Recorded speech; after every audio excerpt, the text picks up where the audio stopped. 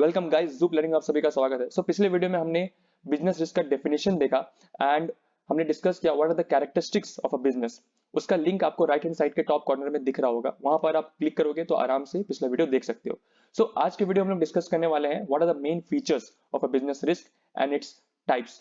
बिना किसी देरी किए शुरू करते हैं आज का video.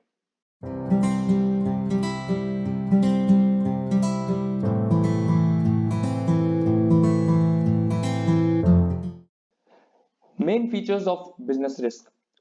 So the first one is uncertainty. Uncertainties may be of different types. Some uncertainties are part of human life. A strike by workers or lockout by management results in economic loss.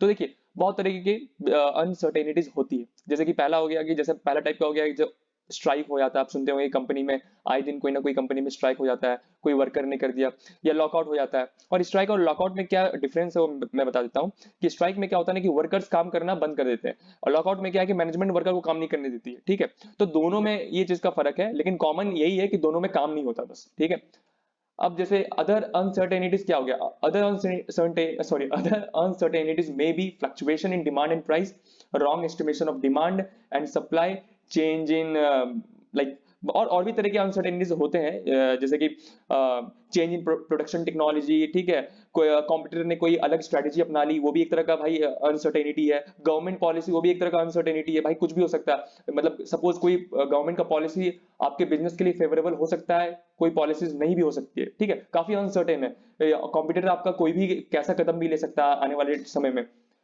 दूसरा point है an essential element. An element of risk is a part of every business. आप कोई भी business करो, risk उसमें रहेगा ही रहेगा।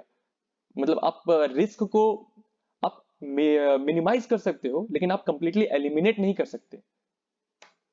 When an entrepreneur opts for a particular method of production, there is a risk involved in it. आप कोई भी मेथड ऑफ प्रोडक्शन लगा लो, आप किसी भी मेथड ऑफ प्रोडक्शन जब अपना गुड्स प्रोड्यूस करो, रिस्क रहेगा ही रहेगा। बोले ना मैंने कि आप उसको मिनिमाइज कर सकते हो, पर एलिमिनेट कंप्लीटली आप नहीं कर सकते। अब आते हैं हम लोग टाइप्स ऑफ बिजनेस रिस्क के ऊपर। जो पहला टाइप है प्योर रिस्क। प्योर रिस्क ऐसा रिस्क है ना विच कैन नॉट बी कंट्रोल्ड, और इसका दो आउटकम होता है, या तो कंप्लीट लॉस या फिर नो लॉस एट ऑल। यहाँ पर कोई गेन या फिर प्रॉफिट बनाने का कोई अपॉर्चुनिटी नहीं होता। Pure risk arise from may arise from accident, fire, explosion, theft, damage or destruction of goods in transit, or loss of production due to strike, lockout और etc. अब आते हैं हम लोग अपने दूसरे बिजनेस रिस्क के ऊपर, विच इज स्पेक्युलेटिव रिस्क। ये रिस्क ऐसा है ना जो बिजनेसमैन खुद वॉलेंटरली लेते हैं ताकि वो मुनाफा कमा सके। और ये रिस्क अगर नहीं रहेगा ना तो business will lose its purpose. और इस रिस्क का ना दो आउटकम होता है, या तो प्रॉफिट या फिर loss. Speculative risk may be by way of change in demand and supply, uncertainty of government policies, change in fashion taste, preference of the customer, etc. तीसरा है internal and external risk. Internal risk है ना, internal factors के कारण arise होता है, जैसे कि losses arising from breakdown of machinery, loss of property due to accident as such. ठीक है, जैसे कि कंपनी में मशीन काम नहीं कर रही, फैक्ट्रिया में मशीन अच्छे से काम नहीं कर रही। ये सब इंटरनल रिस्क के अंडर में आएगा। और एक्सटर्नल रिस्क क्या हुआ? एक्सटर्नल रिस्क जो एक्सटर्नल फैक्टर्स के कारण होती है, और जो जिसका ऑर्गेनाइजेशन के ऊपर कोई कंट्रोल नहीं होता, जैसे कि risk arises from like damages और destruction of goods in transit, loss due to floods, earthquake etcetera, या फिर कोई भी नेचुरल कैलामिटीज आता है जिसपे ऑर्गेनाइजेशन का कोई कंट्रोल नहीं होता।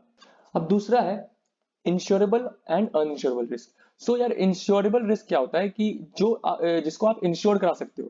ठीक है, जिसका आप बीमा करा सकते हो अगर हिंदी में कहें तो, because it is possible to determine the possibility of such risk. जिसका आप मतलब कि आप है ना, आप अंदाजा लगा सकते हो कि हाँ इस तरह का रिस्क आ सकता है।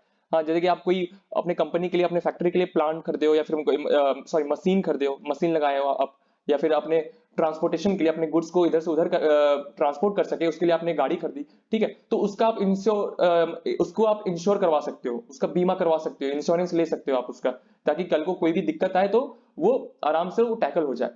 ठीक है, जैसे कि plants and machinery, furniture and fixture are example of such kind. फिर आता है uninsurable risk which can not be insured because their probability कह लो या पॉसिबिलिटी कह लो, कैन नॉट बी डिटरमाइंड। जिसका या पॉसिबिलिटी को आप है ना डिटरमाइन, आप उसको अंदाज उसका नहीं लगा सकते कि जैसे कि क्या हो सकता, जैसे कि क्या क्या आ जाता है इसमें, फ्लक्चुएशन इन डिमांड। ठीक है, डिमांड में, मार्केट में डिमांड में कोई फ्लक्चुएशन हो, या प्राइस लेवल में कभी भी फ्लक्चुएशन आ सकता है, कभी कम कभी ज्यादा, गवर्नमेंट का पॉलिसीज। ठीक है, तो ये अनइंश्योरेबल रिस्क का कुछ एग्जांपल है।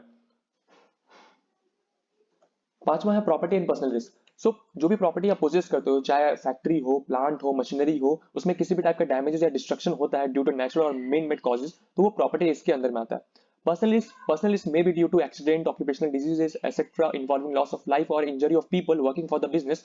तो इसमें क्या होता है ना कि because of your working environment और the activities related to your work, उस कारण या उस बीच आप इंजर्ड हो जाते हो या फिर आप बीमार पड़ जाते हो या किसी भी टाइप का एक्सीडेंट हो जाता है, तो वो पर्सनल रिस्क के अंदर में आता है। सो अगले वीडियो में हम लोग बात करने वाले कॉजेज ऑफ बिजनेस रिस्क। तो आई होप आपको वीडियो पसंद आया होगा। मिलते हैं अगली वीडियो में। धन्यवाद।